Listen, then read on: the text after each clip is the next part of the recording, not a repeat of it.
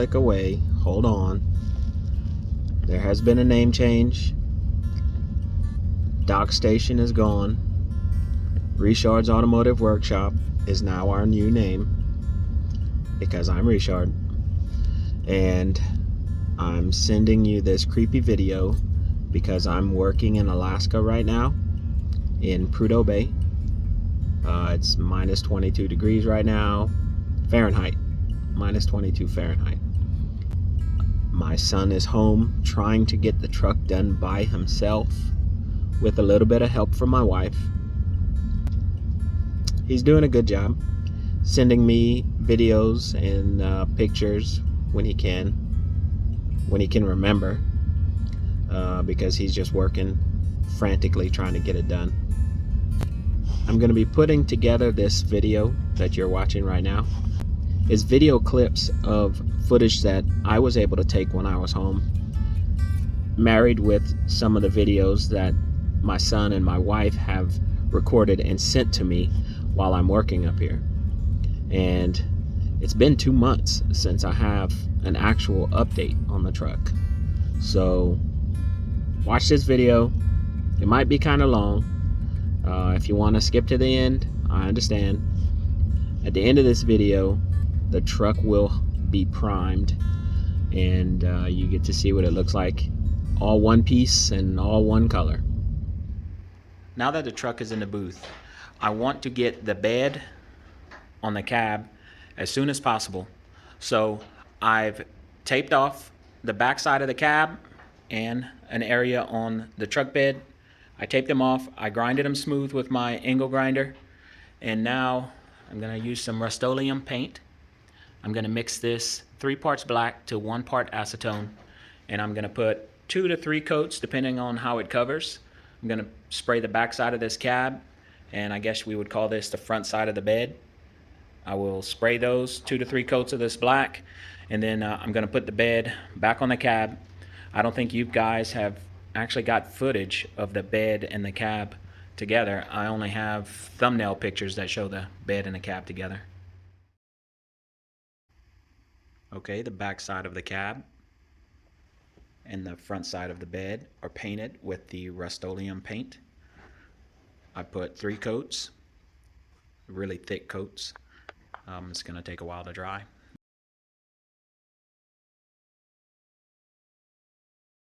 There is a lot of orange peel, but this stuff is very thick, and it's good enough to have between the bed and the cab. No one will ever see that. I hate to think like that, but it's just a fact, and I know it's going to be protected really well from the elements. We won't have to worry about that. It's been about 27 hours since we painted this, and I have to say that I'm impressed with it. It has a nice shine. It does have a ton of orange peel because remember, this stuff is very thick. And this is where I grinded along here. Put my tape down. We measured from this edge down to make sure that the line was straight all the way across. We measured it from this seal all the way across and down, straight line. And I did not prime it. I painted right over this. And well, it did scratch. Maybe I should have waited a little longer before I did that. Touch that up with a paintbrush.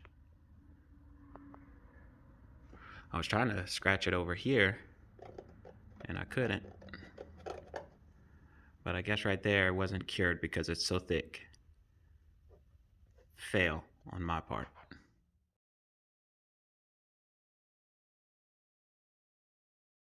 We're gonna test it and see how these shackles collapse when weight is put on it.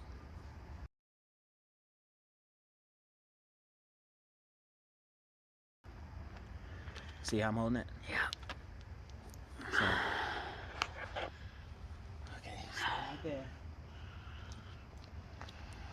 Only thing that's required is one fat guy.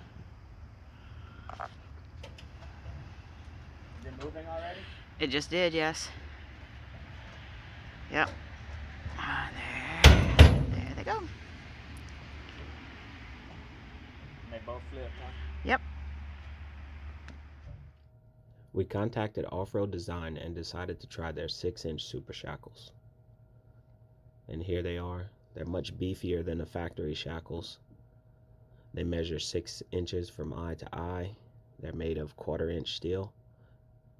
Much stronger than the factory shackles. And this is a video that my wife sent to me. My son, who's 150 pounds of pure beef, is jumping on the rear of the truck trying to get the shackles to collapse like I did.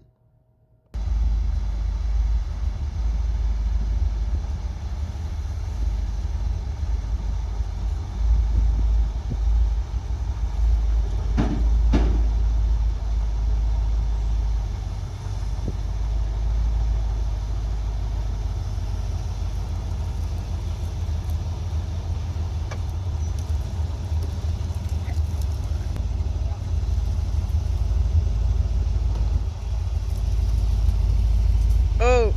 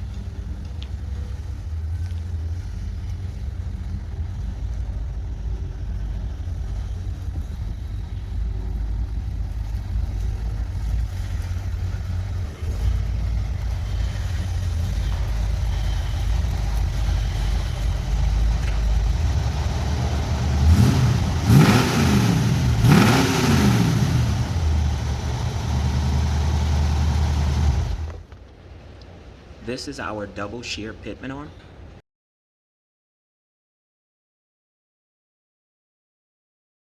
I put this together yesterday. It's something that I've been thinking about, and I found a really good video yesterday. I'm gonna post that down below. These Pitman arms are made of cast iron. I was wrong again. Pitman arms and all steering parts are made from forged steel, not cast iron. So it has to be heated before you weld them together.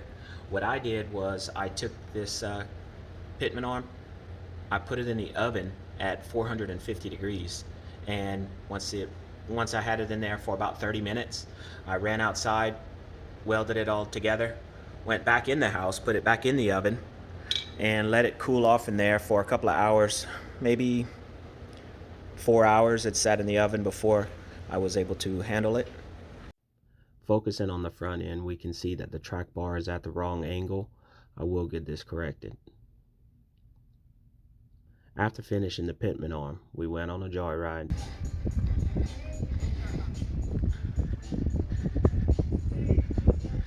The cops are sitting over there too. You see the brake lights? They're right over there.